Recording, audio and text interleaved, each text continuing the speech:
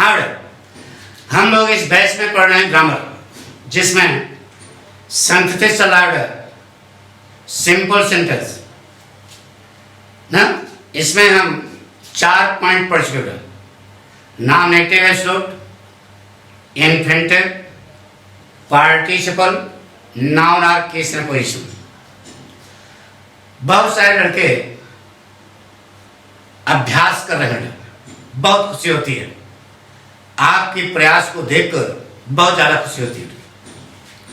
उसमें कुछ लड़के वाक्य तो सही बना रहे हैं, लेकिन उनको संदेह है, फिर भी पूछना चाहते हैं कि सर ये सही है गलत है। यह जो उनका डाउट्स है, इसको हम कल सुबह 9 बजे, कल सुबह, ध्यान सुनो, कल सुबह 9 बजे वो डाउट्स जो है क्लियर कर देंगे। उन्होंने जो वाक्य बनाया वो सही है, लेकिन उनको फिर भी कॉन्फिडेंस नहीं है, तो हम बताएंगे कि जैसे देखो हमने बताया था उसी ढंग से तुमने बनाया है, यानी वाक्य तुम्हारा क्या है, सही है। एक आध कुछ गड़बड़ है वो हम क्लियर कर देंगे। हमारी बात सुनो। तो कल के लिए टाइमिंग क्या है? सुबह डाउट्स क्लियर के लिए सुबह 9 बजे, टाइम याद है ना? अरे 9 AM यार, अंग्रेजी में हमको आदत आती है। हे, अंग्रेजी हम जानते हैं। सुबह कै बजे? 9 बजे, 9 AM पर आपके डाउट्स क्लियर होंगे, सेंटेंस वाले। हाँ बेटा, एक दिन हमने थोड़ा बहुत बताया था, फिर भी अभी कुछ लड़के जो है भेज रहे हैं, तो हम क्लियर कर देंगे पक्का। इस समय हम 5वां पॉइंट पढ़ रहे हैं, एडवर्ब और एडवर्बियल फ्रेज ना बेटा। एक चल रहा था ना, एक दिन पढ़ चुके यार। क्या बताया? पहचान। कहां पे देखो जो लिखा है, दोनों वाक्यों में से एक वाक्य दूसरे वाक्य के वर्ब की विशेषता बताएगा, तभी यह नियम लगेगा एडवर्ब और एडवर्बियल फ्रेज ना बेटा। तो अभी एडवर्बियल फ्रेज तो आज पढ़ाएंगे। एडवर्ब चला था जिसमें हम 3 पॉइंट बताए थे। कहां पे देखो, यदि दोनों वाक्यों में से एक वाक्य दूसरे वाक्य के वर्ग की विशेषता बताएगा, तो जो वाक्य विशेषता बताएगा उसमें कोई शब्द होगा, वही विशेषता बताएगा। उस शब्द को हम बना लेंगे एडवर्ब। कैसे बनता है? ये हमेशा नहीं, ज्यादातर यल वाई लग करके बनता है। बना लेंगे, बनाने के बाद उसको कहां फिट करेंगे, इसके लिए हमने 3 पॉइंट तय किया। नंबर 1, यदि एडवर्ब पूरे वाक्य को मॉडिफाई करता है तो प्रायः वाक्य के शुरू में रखा जाता है। ये बताया वाक्य के अंत में रख सकते हो, लेकिन ज्यादा नियम क्या है, वाक्य के शुरू में रखा जाता है। सब क्लियर क्या है? दूसरा पॉइंट बताया कि यदि एडवर्ब किसी इंट्रांजिटिव वर्ब को मॉडिफाई करता है, आकर्मक क्रिया को मॉडिफाई करता है, यानी क्रिया में क्या और किसको लगाओगे जवाब नहीं मिलेगा तो वह इंट्रांजिटिव वर्ब होगी। वह एडवर्ब उस इंट्रांजिटिव वर्ब के तुरंत बाद रखा जाता है। तीसरा पॉइंट क्या बताया कि यदि एडवर्ब किसी ट्रांजिटिव वर्ब को मॉडिफाई करता है, ट्रांजिटिव वर्ब माने बताया था सकर्मक क्रिया, ऐसी क्रिया जिसका कोई कर्म हो, कर्म सहित क्रिया, दैट इज कॉल्ड सकर्मक क्रिया। कैसे जानोगे? क्रिया में क्या और किसको लगाओगे ना बेटा, क्रिया में क्या और किसको लगाओगे, जो जवाब मिलेगा वही ऑब्जेक्ट होगा। ठीक है? तो यदि कोई एडवर्ब किसी ट्रांजिटिव वर्ब को मॉडिफाई करता है तो उस ट्रांजिटिव वर्ब के ऑब्जेक्ट के बाद रखा जाता है। यही पढ़ना भी। तीसरा पॉइंट कैसे, कितने बार, ध्यान सुनो, हवा में कितने बार? 2 बार। दोनों वाक्यों में से एक वाक्य दूसरे वाक्य के वर्ग की विशेषता बताएगा। तो जो वाक्य विशेषता बताएगा उसी से एडवर्ब बनेगा। तो कोई शब्द होगा वही विशेषता बता रहा होगा ना, उस शब्द को हम लोग बना लेंगे क्या? एडवर्ब। कैसे बनाओगे? देखो लिखा है, ये लगा बना लिया। बनाने के बाद उसको फिट कहां करोगे? तो ट्रांजिटिव वर्ब है तो उसका ऑब्जेक्ट होगा, उस ऑब्जेक्ट के बाद रखोगे, नहीं तो वाक्य क्या होगा? गलत होगा। जैसे कहा ही wrote an essay in the exam. उसने परीक्षा में एक निबंध लिखा। दूसरा वाक्य होता his writing was fair. उसकी राइटिंग साफ थी। ये दो वाक्य है। He wrote an essay in the exam. उसने परीक्षा में एक निबंध लिखा। His writing was fair. उसकी लिखावट, राइटिंग माने लिखावट, बिल्कुल साफ थी। ठीक, तो इन दोनों वाक्यों में उसकी लिखावट बहुत साफ थी। यह पूरा वाक्य विशेषता किसकी तरह है? की लिखने की विशेषता है कि राइटिंग बिल्कुल साफ थी। क्लियर? तो बताइए इसमें कौन सा शब्द विशेषता तरह है? फेयर। फेयर को हम बना लेंगे एडवर्ब, क्या हो जाएगा? फेयरली बन गया। अब इसको फिट कहां करोगे? तो इस जिससे फेयरली बना उसका करता क्या? राइटिंग। देखो है ना, यह राइट शब्द मेन वाक्य में कहीं कहीं होगा। कहां पे? यहीं पे है। किस रूप में है? वर्ब के रूप में है। अब इसको काट दिया, ये अगला वर्ब के रूप में है। तो अब ये देखो कि ट्रांसिटिव वर्ब है कि इंट्रांसिटिव वर्ब। तो क्रिया में क्या और किसको लगाओ? उसने लिखा। क्या लिखा? निबंध। तो जो जवाब है ट्रांजिटिव वर्ब का ऑब्जेक्ट क्या हुआ? एन से। तो ट्रांजिटिव वर्ब के ऑब्जेक्ट के बाद आप लगाएंगे, नहीं तो वाक्य आपका क्या होगा? गलत होगा। पढ़ो बन गया। He wrote an essay fairly in the exam. अगर आप और कहीं लगाते हो तो आपका वाक्य 100% क्या है? गलत। यही सही है। He wrote an essay fairly in the exam. आ गया होगा सब? पक्का?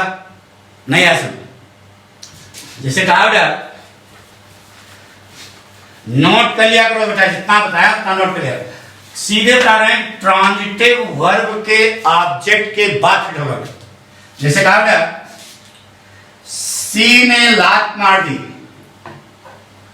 बुढ़ाओ को इन द सिनेमा हॉल। क्या लिखा? सी किक्ड द बुढ़ाओ इन द सिनेमा हॉल। उसने सिनेमा हॉल में बुढ़ाओ को चौकस लात मार दी। दूसरा वाक्य होगा, हर किक वाज इंटेंशनल। इंटेंशनल ना जानबूझ कर। उसकी लात जानबूझ करके थी, भूल से नहीं थी। लेकिन देखो बेटा, उसने सिनेमा हॉल में बुढ़ाओ को क्या मार दी? लात मार दी। हर किक वाज इंटेंशनल। उसकी लात जानबूझ करके थी। इन दोनों वाक्यों में यह वाक्य हर किक वाज इंटेंशनल, यह वाक्य इस वाक्य के वर्ब की विशेषता है। लात मारी, भूल से मारी, जानबूझ के मारी। तो यानी कि इंटेंशनल शब्द किसकी विशेषता है? किक की। अब देखो ना, अब इसी वाक्य से एडवर्ब बनेगा। तो कौन सा शब्द विशेषता तरफ है? इंटेंशनल। तो इंटेंशनल को बना लो एडवर्ब, इंटेंशनली ना बेटा। अब इसको कहां रखोगे? इसको समझो। उसने सिनेमा हॉल में बुढ़ो को लात मार दी। अरे लन, तो जब बुढ़े हो तो चित्रकूट जाओ, हरिद्वार जाओ, राम राम करो। सिनेमा हॉल में क्या कर रहे थे? इसका मतलब बुढ़ऊ थे महाहरामी पीस। अब उसने हम क्या मार दिया? लात मार दिया। हमारी बात सुनो ना। इसका मतलब उसने लात मारी। किसको लात मारी? बुढ़ऊ। बुढ़ऊ थे हरामी पीस। अरे जब लंट हो, बुढ़े हो, दांत नहीं है तो चित्रकूट जाओ, हरिद्वार जाओ, केदारनाथ जाओ, राम राम शंकर शंकर जी करो, ओम नमः शिवाय। वहां सिनेमा हॉल में क्या कर रहे थे? इसका मतलब बुढ़ऊ थे हरामी पीस। तो ट्रांसिटिव वर्ब हुई ना, उसने लात मारी। किसको लात मारी? बुढ़ऊ को। अब ट्रांसिटिव वर्ब के ऑब्जेक्ट के बाद आप लगाएंगे तो वाक्य सही होगा, नहीं तो नहीं। और कहीं लगाओगे तो गलत होगा। पढ़ो क्या? She killed the old man intentionally in the cinema hall. अभी नहीं ऐसा पक्का समझ गए? कहा है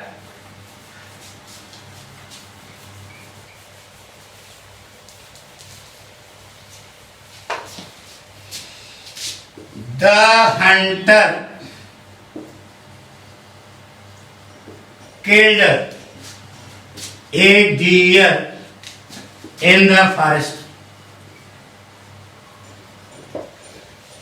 शिकारी ने जंगल में हिरन को मार डाला। दूसरा वाक्य उठा his killing was merciless. His killing was merciless. शिकारी ने जंगल में हिरन को मार डाला। His killing was merciless. इन दोनों वाक्यों में हिज किलिंग वाज मर्सीलेस विशेषता तारा किसकी? किल्ड की। यही पहचानता है दोनों वाक्यों में से एक वाक्य दूसरे वाक्य के वर्ग की विशेषता बताएगा। तो किल्ड की विशेषता हुई। अब इसने कौन सा शब्द विशेषता तारा? मर्सीलेस। इसी को आप बना लो एडवर्ब। क्या बनेगा? मर्सीलेसली। अब ये जो बना इसका कर्ता क्या बना? किल। किल मेन वाक्य में है। अब ये देखो ये ट्रांसिटिव वर्ब है कि इंट्रांसिटिव वर्ब? शिकारी ने मार डाला। किसको मार डाला? हिरन को। तो ये ऑब्जेक्ट हुआ ना, ट्रांसिटिव वर्ब है। तो ट्रांसिटिव वर्ब का ऑब्जेक्ट कौन हुआ? डियर। डियर के तुरंत बाद यहीं पर ये एडवर्ब लगाओगे तभी वाक्य सही होगा, नहीं तो वाक्य क्या होगा? गलत होगा। आ गया समझ? पक्का? नहीं यार एट होता ना, नोट कर लिया? नोट कर लो। The hunter killed a deer mercilessly in the forest. बहुत सरल है बेटा। अब पाठक पढ़ाना है, अब तुमको न समझ में आवे न बेटा, तो समझ जाना कि बृहस्पति भगवान, बृहस्पति सर के गुरु हैं यार, सीधे आप पढ़ाएंगे तो समझे। तो बृहस्पति भगवान ने पाठक भेजा, हाँ समझ में आ रहा होगा जो पढ़ा दें, ठीक है? तो आप जो है इतना विश्वास रखना, लेकिन कंसंट्रेशन हमने 2 मिनट के लिए मांगा होगा। आ गया होगा, पॉइंट क्लियर हो गया होगा। The hunter killed a deer mercilessly in the forest. Note कर लिया? जैसे एक वाक्य और लिखते हैं। Jaya painted a picture in the college hall. Jaya painted a picture in the college hall. दूसरा वाक्य है her painting was beautiful। Yeah. Jaya painted a picture in the college hall. Her painting was beautiful। इन दोनों वाक्यों में एक वाक्य दूसरे वाक्य के वर्ग की विशेषता था। पेंटिंग कैसी थी? ब्यूटीफुल थी। यानी कि रंगाई जो है, पिक्चर नहीं ब्यूटीफुल थी, ये नहीं लिखा।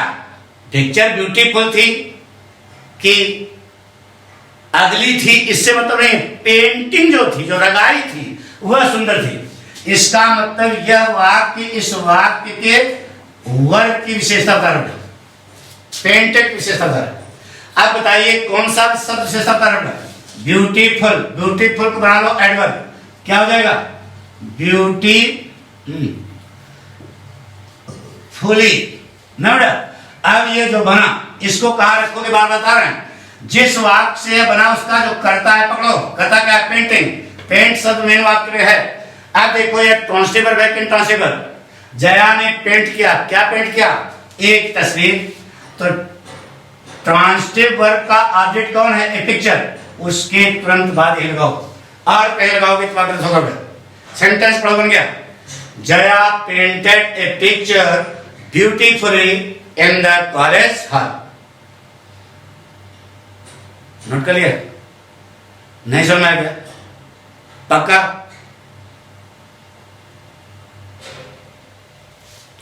नोट कर लो। Jaya painted a picture beautifully in the college hall. कसम से मिटा दें।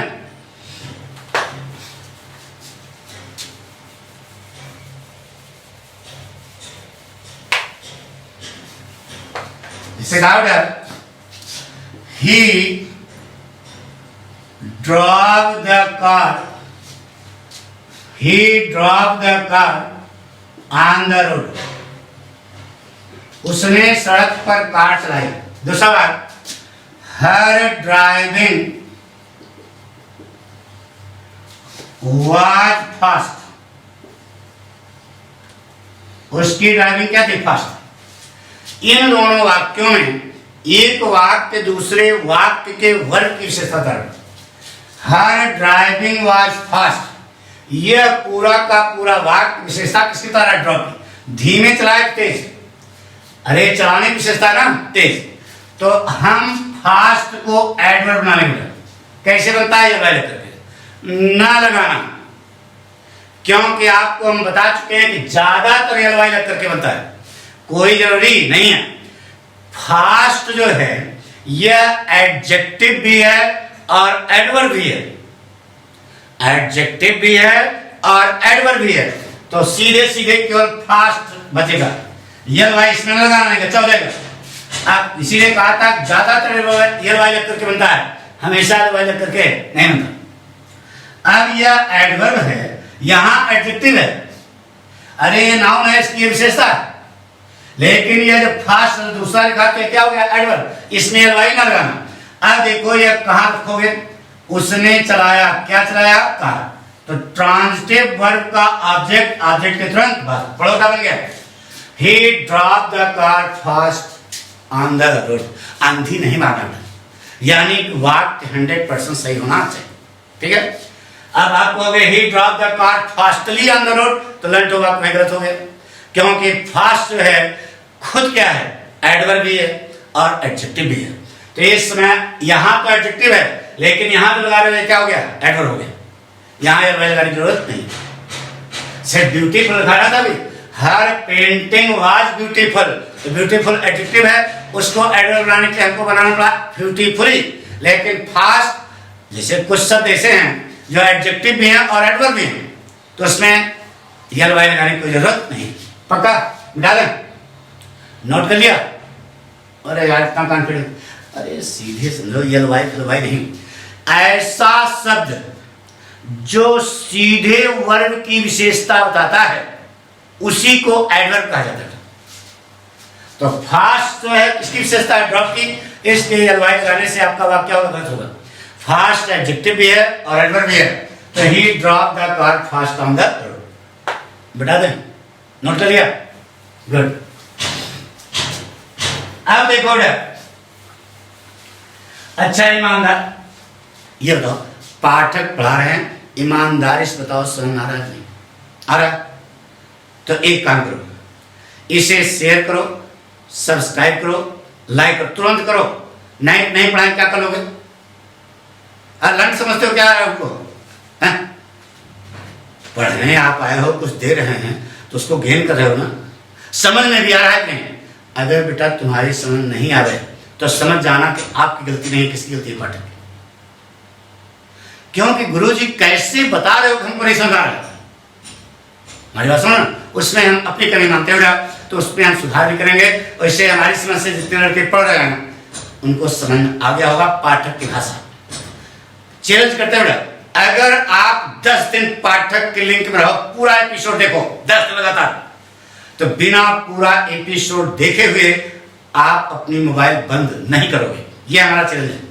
उसके बाद कारण की ऐसी लय बन जाएगी कि आपके दिमाग में फीड होने लगेगा, सब कुछ सरल लगने लगेगा। तो सरल लगने के लिए तो तुम मन लगाना पड़ेगा ना बेटा। अच्छा बताओ, क्रिकेट खेलने जाते हो तो पहले दिन चौका छक्का मारने लगते हो क्या? पहले तो धीरे धीरे ट्रिक सीखते हो ना, तो वही धीरे धीरे 10 दिन का टाइम लेते हैं, और उसके बाद फिर आपकी गाड़ी जो है दौड़ने लगी। फर्स्ट पेपर में हम पढ़ा रहे हैं, बहुत सारे लड़के लाइक कर रहे हैं, बहुत लाइक कर रहे हैं। एक लड़के ने लिखा कि आपसे गुजारिश है गुरुजी, ऐसे लैंग्वेज है उसकी, कि आप शुरू से पूरा पढ़ाएं। तो उस बच्चे को हम बताना चाहते हैं ना, शुरू से ही पढ़ा रहे हैं उसको। पहले चैनल देखो, character of happy life practice शुरू किया और एक girl with A basket pro शुरू किया। तो उस बच्चे को, सब बच्चों को बताते हैं कि जहां आज जुड़ रहे हो, आज से नहीं, इसके बिल्कुल शुरू से ही हम पढ़ाना शुरू किए हैं, उसको आप देखो मौज आएगी। ठीक है, क्योंकि धीरे धीरे जब आप आगे बढ़ोगे तो पाठक की लैंग्वेज थोड़ा तेज होगी। अभी तो यार समझ रहे हो ना, आपके पास पर्याप्त समय है, केवल उसको यूज करो, जिंदगी समझ आएगी। पक्का है, पक्का। आई अभी एडवर्ब आपको पढ़ा रहा है। आप क्या पढ़ने जा रहे हो? Adverbial phrase. एडवर्बियल फ्रेज माने क्या होता है? फ्रेज माने होता है शब्द समूह, ऐसा शब्द समूह जो वर्ग की विशेषता होता है, that is called adverbial phrase. Phrase माने शब्द समूह, एडवर्बियल माने एडवर्ब, यानी कि ऐसा शब्द समूह जो एडवर्ब का काम करे, ऐसा शब्द समूह जो वर्ग की विशेषता होता है, that is called adverbial phrase. नियम वही है, पूरे वाक्य को मॉडिफाई करेगा तो वाक्य के शुरू में, इनट्रांसिटिव वर्ब को मॉडिफाई करेगा तो उसके तुरंत बाद, और ट्रांसिटिव वर्ब को मॉडिफाई करेगा तो उस ट्रांसिटिव वर्ब के ऑब्जेक्ट के बाद। कंसेप्ट वही है, पक्का? गुड। तो आपको हाई स्कूल में एक पॉइंट पढ़ाया गया होगा। पहला क्वेश्चन आता है, हाई स्कूल बोर्ड परीक्षा में दिया होगा, reordering of the sentences. Reordering of the sentence, sentence को रीऑर्डर करना है। लिख कहता है ही टू स्कूल वेंट, तो क्या बनाते हो बताओ? अरे ही वेंट टू स्कूल यार, हाई स्कूल में आता है ना, बना लेते हो, लेकिन बताया गया कि सिस्टम क्या है, किस सिस्टम से आप क्या आगे बढ़ाते हो, बताया गया? अरे वेरी गुड, बताया गया, बहुत अच्छा है। नहीं बताया गया, यहां स्टार्ट का समझ देखो यार, मूल वाक्य क्या होता है? Subject plus verb plus object. ये एडवर्बियल फ्रेज जो हम आपको बताने जा रहे हैं, आप सभी जानते हो लेकिन नहीं जानते हो। सभी जानते हो लेकिन नहीं जानते हो। तो जो जानते हो नहीं जानते हो, तो आगे बराबर हो गया विरोधाभास, कि जानते भी हैं और नहीं जानते। जानते इसलिए हो वाक्य बना लेते हो, लेकिन उस एडवर्बियल फ्रेज क्या है यह आपको नहीं बताया गया होगा, वही बताया जा रहा है। अभी आपको समझ जाएगा, समझ में आ जाएगा। अच्छा बताओ बेटा, मूल वाक्य क्या होता है? कर्ता, क्रिया और कर्म, यही मेन वाक्य होता है। कर्ता, क्रिया और कर्म के बाद जैसे ही आप वाक्य के आगे बढ़ाते हो वैसे ही लगाना पड़ता है बेटा एडवर्बियल फ्रेज। क्यों? बिना एडवर्बियल फ्रेज के वाक्य आगे बढ़ ही नहीं सकता। बिना एडवर्बियल फ्रेज के वाक्य आगे बढ़ ही नहीं सकता है। तो वाक्य बढ़ाने के लिए हम लोग क्या लगाते हैं? Adverbial phrase. लेकिन इसका एक सिस्टम है। सिस्टम क्या है? और हाई स्कूल में बताया गया होगा, नहीं बताया गया तो यहां समझो। वाक्य में सबसे पहले अंग्रेजी में क्या लिखा जाता है? कर्ता, नंबर 2 पर क्रिया, नंबर 3 पर कर्म। इसके बाद जब वाक्य बढ़ाया जाता है तो क्रम होता है plus adverb of manner plus adverb of place plus adverb of time. यही सिस्टम है। इस सिस्टम से वाक्य आगे बढ़ा जाना चाहिए। अगर इस सिस्टम से वाक्य नहीं बढ़ा है तो ध्यान रहे वाक्य हो जाएगा। Empty, adverb of manner, adverb of place, adverb of time, यह सिस्टम होता है वाक्य आगे बढ़ने का। कर्ता, क्रिया, कर्म के बाद जब हम वाक्य बढ़ाते हैं तो यह सिस्टम प्रोवाइड करते हैं। अगर यह सिस्टम आपने नहीं लगाया है तो आपका वाक्य क्या होगा? गलत होगा। ठीक है, नोट कर लिया? नोट कर लो। Subject verb object adverb of plus adverb of manner plus adverb of place plus adverb of time. सबने नोट कर लिया बेटा? शुरू करें, आइए। अब एक वाक्य लेते हैं और आपको सिस्टम बता देगा। जैसे कहा बेटा,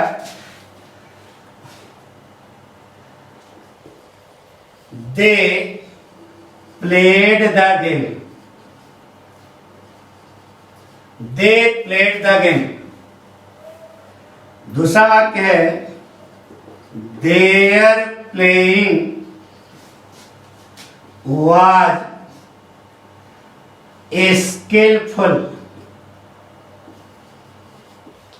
their playing was skillful। तीसरा वाक्य है they did so in the green park, in the green park। They played for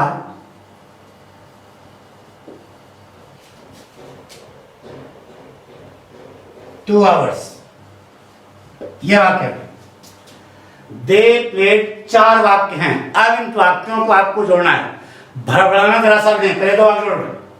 they played the game, उन्होंने खेल खेला। Their playing was skillful. इन दोनों वाक्यों में यह वाक्य इस वाक्य वर्ग की विशेषता है। कौन सा शब्द विशेषता है? स्किलफुल। बना लो इसको क्या? आई डोंट नो, स्किलफुली बना लिया। अब ये जो बना, इसको कहां फिट करोगे? कैसा खेला? खराब खेला, कुशलतापूर्वक खेला। तो ट्रांसिटिव वर्ब का ऑब्जेक्ट ऑब्जेक्ट के तुरंत बाद, यानी नंबर 1 यहां पहुंचेगा। एडवर्ब ऑफ मैनर हो गया। अब बताइए कहां खेला? They did so in the green park. यह दूसरा पॉइंट प्लेस है। नंबर 2 पर क्या लगा दिया? School place. They played for 2 hours. यह जो है क्या है? टाइम है। तो तीसरा पॉइंट यह हो गया। प्रॉब्लम क्या है? सेंटेंस आपका बन गया, दे played the game skilfully in the green park for 2 hours। adverb of manner, adverb of place, adverb of time। Setting हो गई वाक्य। ये हाई स्कूल में बताया गया होगा। रीऑर्डरिंग ऑफ द सेंटेंसेस में जब पढ़ाया गया होगा, तीसरी ढंग से बताया गया होगा, वो याद करो। वही है, दे played the game skilfully in the green park for 2 hours। और कुछ लिखोगे तो वाक्य आपका 100% क्या होगा? क्यों? ये सिस्टम आपको दिमाग में हमेशा रखना पड़ेगा। Adverb of manner, adverb of place, adverb of time. अगर कोई इसमें से नहीं है तो गायब कर देना, लेकिन सिस्टम यही रहना चाहिए। बात पक्की? मिटा दें। एक और नोट कर लेते हो नहीं यार? नोट कर लिया करो। जैसे कहा the principal addressed the students।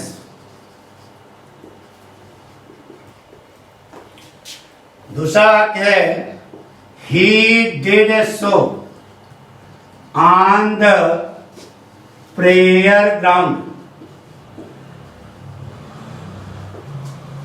he did so on the prayer ground। Number तीसरा वाक्य है he spoke for 10 minutes। 10 minute तक बोले। और चौथा वाक्य है he did so angrily। नाराजगी में उन्होंने ऐसा काम किया। यह 4 वाक्य हैं।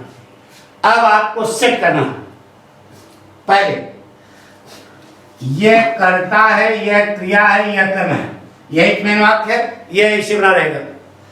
अब इन तीनों में एडवर्ब ऑफ मैनर कौन है?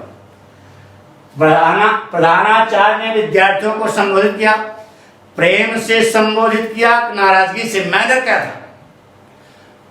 संबोधित करने का मैनर क्या था? एंग्रीली। तो यह शब्द एंग्रेली जो है किसकी विशेषता है? एड्रेस की। तो ही डिड सो काट दो, बचा क्या? एंग्रेली। यह जाएगा नंबर 1 पर यहां पर, ठीक है। अब एडवर्ब ऑफ मैनर हो गया। फिर एडवर्ब ऑफ प्लेस बताओ क्या है? He did so on the prayer ground. कहां पर? अब देखो, यह ऑन द प्रेयर ग्राउंड विशेषता किसकी है? एड्रेस की, समझो। अरे यार,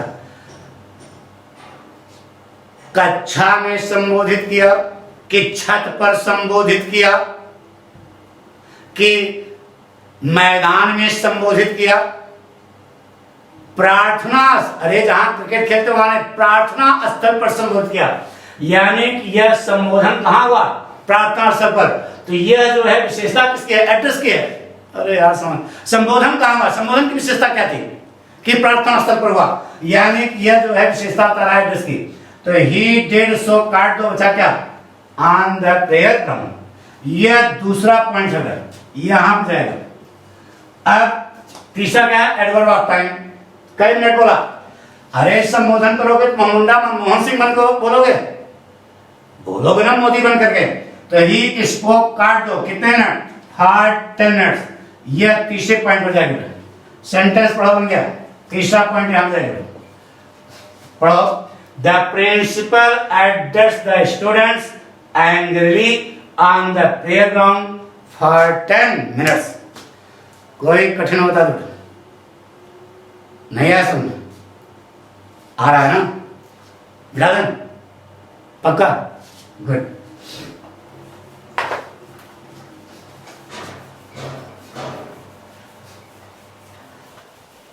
जैसे कहा बेटा, सी ब्रॉट अप हर चिल्ड्रन। उसने अपने बच्चों का पालन पोषण किया।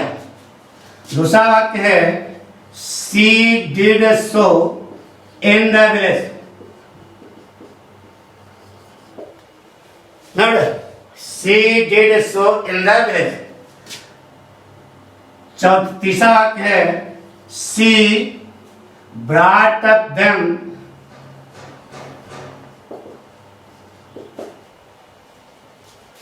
केयरफुली। केयरफुली। और चौथा वाक्य है she did so for 15 years. ये वाक्य। अब हम नहीं कहेंगे, आप बना लो, हम नहीं कहेंगे।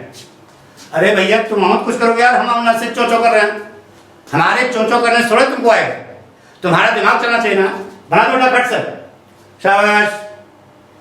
देखो पाठक के कितने सच्चे शिष्य हैं, हाथ रहो। अरे वेरी गुड, वेरी गुड, दिखाई दे रहा है बच्चों, झूठ न बोलना। आ गया समझ में? गुड। तो देखो बेटा, उसने अपने बच्चों का पालन पोषण किया। She did so in the village. उसने यह काम गांव में किया। She brought up them carefully. उसने सावधानी पूर्वक उनका पालन पोषण किया। She did so for 15 years. तो अब बताइए, ये तो मेन बात हो गया, कर्ता, क्रिया, कर्म। अब देखो इन तीनों में एडवर्ब ऑफ मैनर कौन है? केयरफुली, सावधानी पूर्वक। तो सी ब्रॉट अप देम काट दो, बचा क्या? केयरफुली। केयरफुली कहां रखोगे? ट्रांसिटिव वर्ब के ऑब्जेक्ट के बाद, नंबर 1 पर ही आया, नंबर 1। अब एडवर्ब ऑफ प्लेस, कहां? शहर में पालन पोषण किया, गांव में कि कस्बे में? बोलो, जगह है ना। तो पालन पोषण की विशेषता क्या है? गांव में। गांव में पालन पोषण किया, शहर में नहीं, कस्बे में नहीं।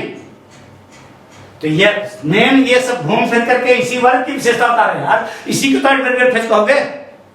गुड। तो सी डिड सो काट दो, बचा क्या? इन द विलेज, नंबर 2 पर जगह। एडवर्ब ऑफ प्लेस, प्लेस माने स्थान। नंबर 3 क्या होगा? Adverb of time. She did so काट दो फॉर 15 ईयर्स, से तीसरे नंबर पे आया। तो यहां तीसरा सेंटेंस प्रॉब्लम बन गया। She brought up her children carefully in the village for 15 years. आ गया होगा समझ? पक्का? देखो बेटा, अब ऐसा नहीं है कि आप बना बनाए से, कभी कभी आपको दिमाग से अप्लाई करना पड़ेगा, ठीक है, दिमाग, यानी कि एडवर्बियल फ्रेज आपको बनाना पड़ेगा, वो अभ्यास से आएगा। अब ये ना समझो कि कोई हम माठा में माठा चोंगा में भर के तुमको मुंह में लगा रहे, गुरु जी अब तो अब आप तराटन हो गए पड़वा जैसा। अरे नहीं, गाँव में यार चोंगा में माठा धर के मुंह पड़वा मुंह ऐसे फैला कर मुंह में डाल नहीं देते, और पड़वा, तो ऐसा न बनना पड़ा, थोड़ा सा आप कोशिश खुद ही करनी पड़ेगी। कभी कभी एडवर्बियल फ्रेज आपको बनाना भी पड़ेगा, वहां पर लगाना पड़ेगा दिमाग, ठीक है। फ्रेज प्रीपोजिशन की वजह से सुनाते हैं, देखिए आपको सिखाते हैं कैसे। जैसे कहा बेटा, हाँ बेटा ईमानदारी से बताओ, जो बताया वो समझ आया, आ गया ना पक्का। तो आप चैलेंजिंग प्रॉब्लम देते हैं, सेंटेंस लिखा है do this work don't delay, बनाइए, हम नहीं बताएंगे, देखो कितने के बना देते हैं, दिमाग चलाना पड़ेगा, यानी कि बना बनाए रहे एडवर्बियल फ्रेज आपको बनाना पड़ेगा, तभी यह आएगा।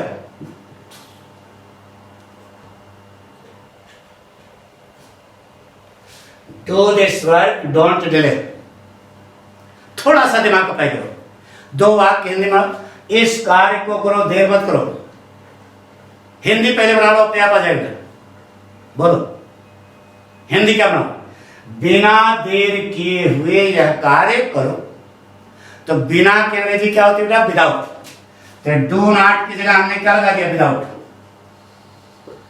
पढ़ो बेटा, बन गया do this work without delay. इसी प्रकार से कभी, यानी कि जब आपको क ख ग घ बनाना आ जाता है, तो क से कबूतर, ख से खरगोश, अगर ए बी सी डी आ जाता है तो ए से एप्पल, बी से बैट, सी से कैट, धीरे धीरे अपने आप नंबर बढ़ने लगता है। तो यही एक वाक्य में लिया कि do this work don't delay, इस कार्य को करो देर मत करो। तो स्टूडेंट हो, एक वाक्य दोनों बनाओ, बिना देर किए हुए इस कार्य को करो, ऐसे दिमाग लगा। तो बिना देर किए हुए के अंग्रेजी क्या होगा, विदाउट डिले। अरे डू नॉट जगह विदाउट लगा दिया, प्रीपोजिशन लगा दिया, एडवर्बियल फ्रेज जो बनाओगे प्रीपोजिशन की मदद से बनाओगे, तो प्रीपोजिशन लगा दिया विदाउट और डिले, नाउन है, तो without delay, do this work without delay. अब यह विदाउट डिले किसकी विशेषता है, डू की, करो बिना देर किए हुए करो, करो देर से करो, बिना देर किए करो, यानी यह विदाउट डिले किसकी विशेषता हो गई, डू की। और डू कौन सी वर्ब है, ट्रांसिटिव के ट्रांसिटिव, करो क्या करो, यह कार्य करो, यानी कि ट्रांसिटिव हो गए, ट्रांसिटिव वर्ब के ऑब्जेक्ट के बाद, प्रोडक्ट बन गया do this work without delay. अब ये अंधी न मार देना, जहां डू नॉट लिखा वहीं पर विदाउट, अर्थ के अनुसार आपको बनाना पड़ेगा, थोड़ा सा दिमाग अप्लाई करना पड़ेगा। मिटा दें एक वाक्य और चैलेंजिंग वाला लिखा बेटा, परचेज दिस बुक, इस किताब को खरीदो, the cost does not count,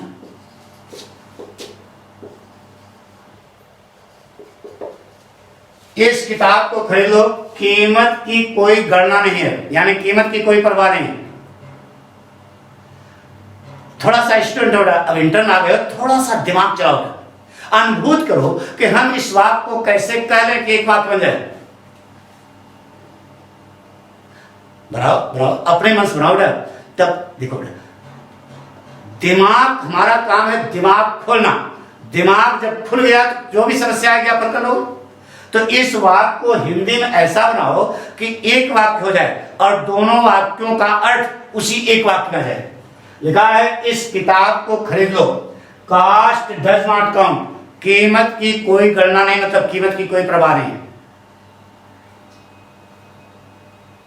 अरे यार किसी भी कीमत पर, तो किसी भी कीमत पर क्या क्या होगी, एट एनी कॉस्ट, क्या होगा, ये पूरा वाक्य हटा दो, क्या बनाओगे, at any cost, at any cost, किसी भी कीमत पर ना, किसी भी कीमत पर इस किताब को खरीदो। अब देखो ये ट्रांसलेबल है कि इम्पॉसिबल, परचेज खरीदो, क्या खरीदो, यह किताब, और at any caste adverbial phrase है, लगा दो यही बन गया। पढ़ो नहीं बन गया, नहीं बना।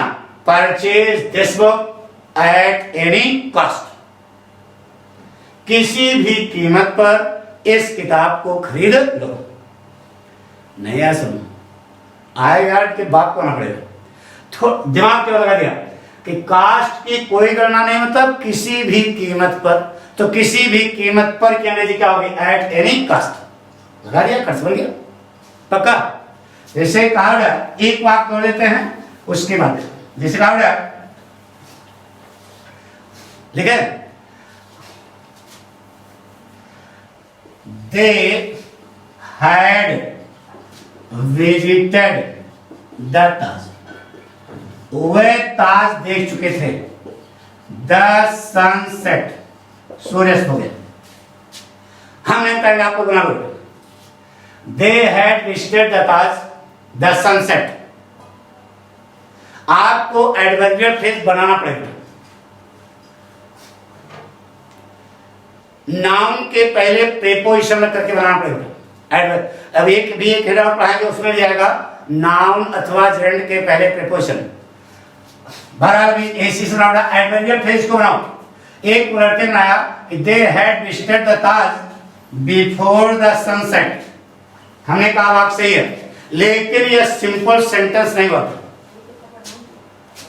यह कॉम्प्लेक्स सेंटेंस हो गया। अभी कॉम्प्लेक्स सेंटेंस आपको हम पढ़ाएंगे। वाक्य आपका सही हो गया, लेकिन इसलिए कि आपने एडवर्बियल फ्रेज बनाया ही नहीं। यह तो एक वाक्य है ना, द सनसेट, इसी को एडवर्बियल फ्रेज बनाना। कैसे बनाओ? देखो जरा, केवल द हटा दो। अब देखो क्या हो गया, सनसेट। सनसेट माने होता है सूर्यास्त, और सूर्यास्त क्या है? नाउन है। अब द सनसेट माने सूर्य अस्त हो गया। अरे यार, द सनसेट माने सूर्य अस्त हो गया। द हटा दो, क्या बन गया? सनसेट। सनसेट का अर्थ होता है सूर्यास्त, जो नाउन है, और उसके पहले ये प्रीपोजिशन लगा दिया बिफोर द सनसेट। अब ये फिट कर दो ट्रांसलेबल वर्ब, ट्रांसलेबल के ऑब्जेक्ट के बाद बड़ा बन गया। दे had visited the Taj before sunset. अगर द सनसेट लगाओगे तो सेंटेंस तो सही है, लेकिन कॉम्प्लेक्स सेंटेंस है। आप इस समय क्या पढ़ रहे हो? सिंपल सेंटेंस, तो द हटाना पड़ेगा। द सन रोज का नाम क्या होगा? Sunrising. The train arrived, the train arrival. तो ये सब चीजें आपको नाम बना करके उसके पहले प्रीपोजिशन लगा दो तो एडवर्बियल फ्रेज हो जाएगा। नहीं हमारे पास समझ रहे? तो हमने आपको बताया कि एडवर्ब और एडवर्बियल फ्रेज आप कैसे बनाओगे। दो एक वाक्य मिलेंगे इस प्रकार के तुम्हारे एक्सरसाइज में, बना लेना बेटा। हाँ, अब आपको काम देते हैं। काम क्या है? आप अपनी ग्रामर की किताब ले लेना। अब तो यार फर्स्ट पेपर सेकंड पेपर सब एक किताब है, 100 नंबर पेपर होने लगा। बहरहाल कुछ लड़कों के पास किताब होगी उनके पापा वाली या चाचा वाली या बड़े भाई वाली, उस किताब को ले लेना, सलाह देते हैं। जितनी पुरानी किताब होगी वही स्टैंडर्ड है। इस समय से सत्यानाश है। पुरानी वाली किताब लेना, अगर है नहीं है तो यूट्यूब उस पर क्या नाम है चैनल पर खोल लेना, सब मिल जाएगा। ठीक है, तो आप उस ग्रामर की किताब में सिंपल सेंटेंस हेडिंग डालना, एडवर्ब और एडवर्बियल फ्रेज। नियम ना पढ़ना, नहीं पगला जाओगे। वहां लिखा होगा निम्नलिखित वाक्यों को ध्यानपूर्वक पढ़ो, तो लंच तो क्या पढ़े? कुछ आवे तब पढ़े। तो अब आज काम देते हुए आप जो है एडवर्ब और एडवर्बियल फ्रेज खोलेना, उसकी जो एक्सरसाइज है कर डालना। 20 वाक्य होंगे, कहीं कहीं 25 वाक्य होंगे। अगर कोई प्रॉब्लम है तो आप उसको भेजना, हम आपकी समस्या दूर करेंगे। निश्चित है कि आपको समझ में आएगा। नियम यही लगेगा जितना हमने बताया, इसके अलावा कुछ नहीं। हम आपको बता रहे हैं जितना हम पढ़ाते हैं उसके अलावा बाहर कुछ भी नहीं है। केवल हमको क्या करना है? अभ्यास करना है। तीर कैसे चलाना है, कौन सा मंत्र पढ़ करके तीर चलाना है कि शत्रु का विनाश हो जाए, यह हम आपको सिखा दिए हैं। यह कितना ज्यादा इसका अभ्यास करते हो यह आपके ऊपर डिपेंड करता है। अर्जुन बनना है राम बनना है, तो इस प्रकार से आपको अभ्यास की जरूरत है। पक्का?